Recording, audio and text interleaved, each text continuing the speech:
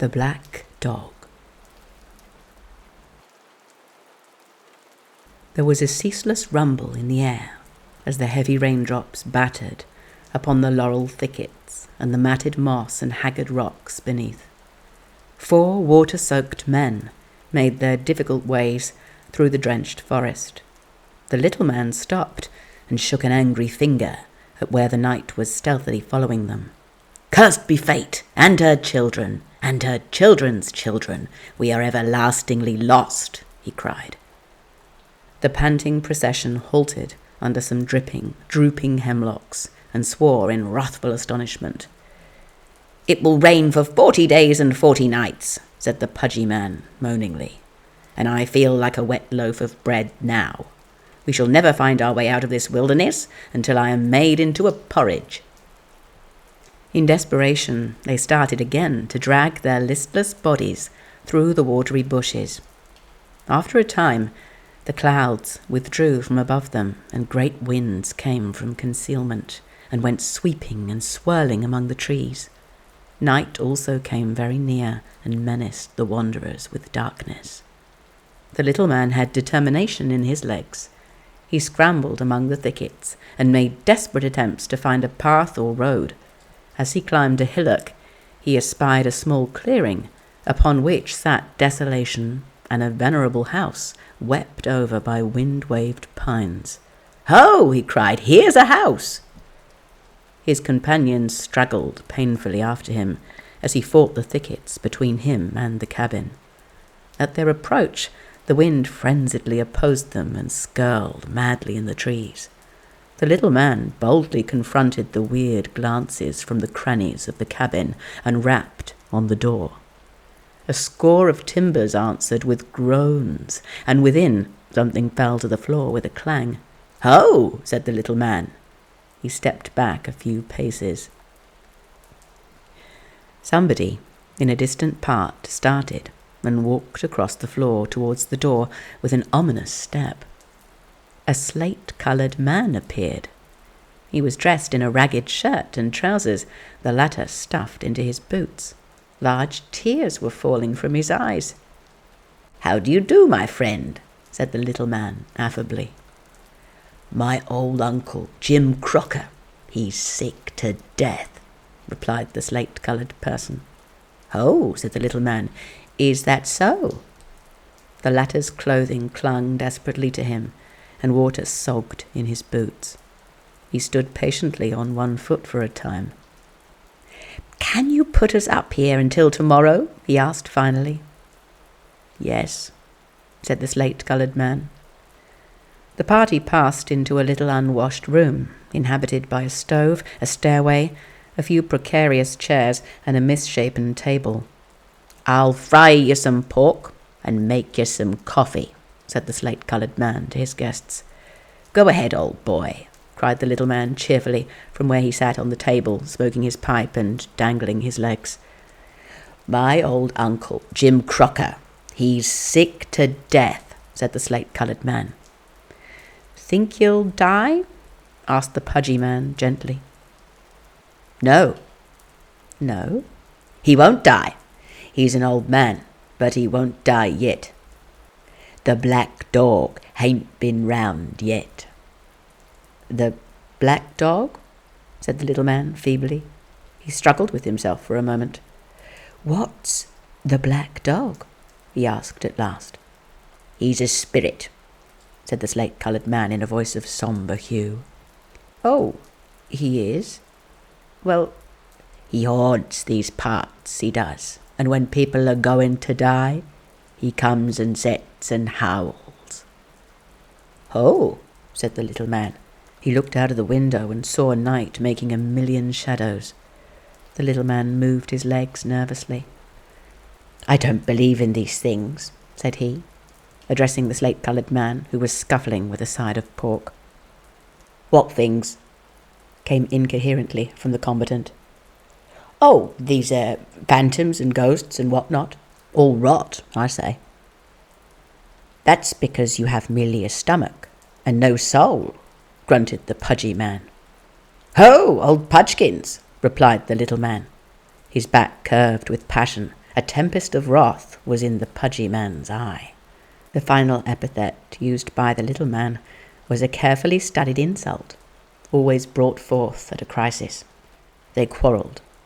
"All right, Pudgkins, bring on your phantom," cried the little man in conclusion. His stout companion's wrath was too huge for words. The little man smiled triumphantly. He had stalked his opponent's reputation. The visitors sat silent. The slate-coloured man moved about in a small personal atmosphere of gloom. Suddenly a strange cry came to their ears from somewhere. It was a low, trembling call which made the little man quake privately in his shoes. The slate-coloured man bounded at the stairway and disappeared, with a flash of legs, through a hole in the ceiling. The party below heard two voices in conversation, one belonging to the slate-coloured man, and the other in the quavering tones of age. Directly the slate-coloured man reappeared from above and said, "The old man is took bad for his supper." He hurriedly prepared a mixture with hot water, salt, and beef.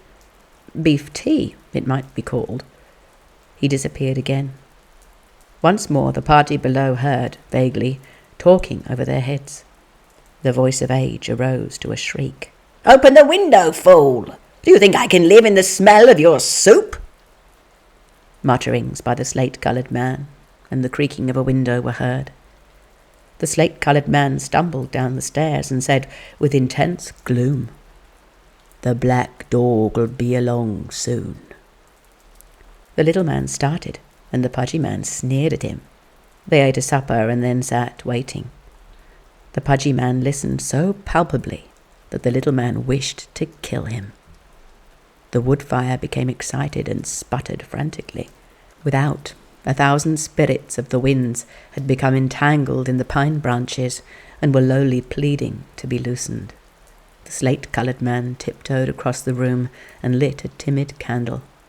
The men sat waiting.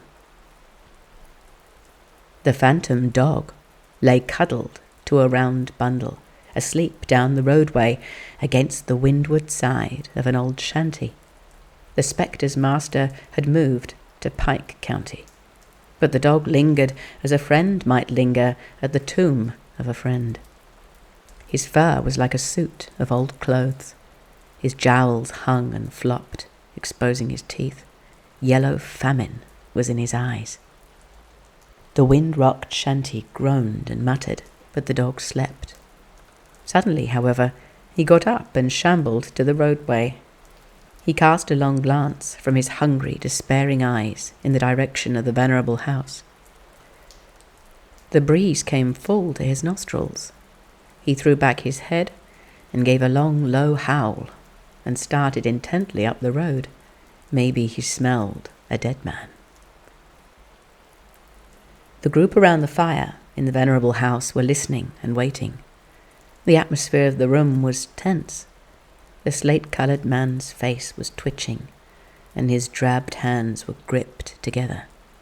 The little man was continually looking behind his chair. Upon the countenance of the pudgy man appeared conceit for an approaching triumph over the little man, mingled with apprehension for his own safety. 5 pipes glowed as rivals of the timid candle. Profound silence drooped heavily over them. Finally the slate-coloured man spoke. "My old uncle, Jim Crocker, he's sick to death." The 4 men started, and then shrank back in their chairs. "Damn it," replied the little man vaguely. Again there was a long silence. Suddenly it was broken by a wild cry from the room above. It was a shriek that struck upon them with appalling swiftness, like a flash of lightning. The walls whirled and the floor rumbled. It brought the men together with a rush. They huddled in a heap and stared at the white terror in each other's faces. The slate-coloured man grasped the candle and flared it above his head. "The black dog!" he howled, and plunged at the stairway. The maddened 4 men followed frantically, for it is better to be in the presence of the awful than only within hearing. Their ears still quivering with the shriek, they bounded through the hole in the ceiling and into the sick room. with quilts drawn closely to his shrunken breast for a shield, his bony hand gripping the cover. An old man lay, with glazing eyes fixed on the open window. His throat gurgled, and a froth appeared at his mouth. From the outer darkness came a strange, unnatural wail, burdened with weight of death, and each note filled with foreboding. It was the sound of the spectral dog. "God!" screamed the little man. He ran to the open window. He could see nothing at first, save the pine trees, engaged in a furious combat, tossing back and forth and struggling. The moon was peeping cautiously over the rims of some black clouds. But the chant of the phantom guided the little man's eyes, and he at length perceived its shadowy form on the ground under the window. He fell away, gasping at the sight. The pudgy man crouched in a corner, chattering insanely. The slate-coloured man, in his fear, crooked his legs and looked like a hideous Chinese idol. The man upon the bed was turned to stone, save the froth, which pulsated. In the final struggle, terror will fight the inevitable. The little man roared maniacal curses, and rushing to the window, began to throw various articles at the spectre. A mug, a plate, a knife, a fork, all crashed or clanged onto the ground. But the song of the spectre continued. The bowl of beef tea followed. As it struck the ground, the phantom ceased its cry. The men in the chamber sank limply against the walls, with the unearthly wail still ringing in their ears, and the fear unfaded from their eyes. They waited again. The little man felt his nerves vibrate. Destruction was better than another wait. He grasped a candle, and going to the window, held it over his head and looked out.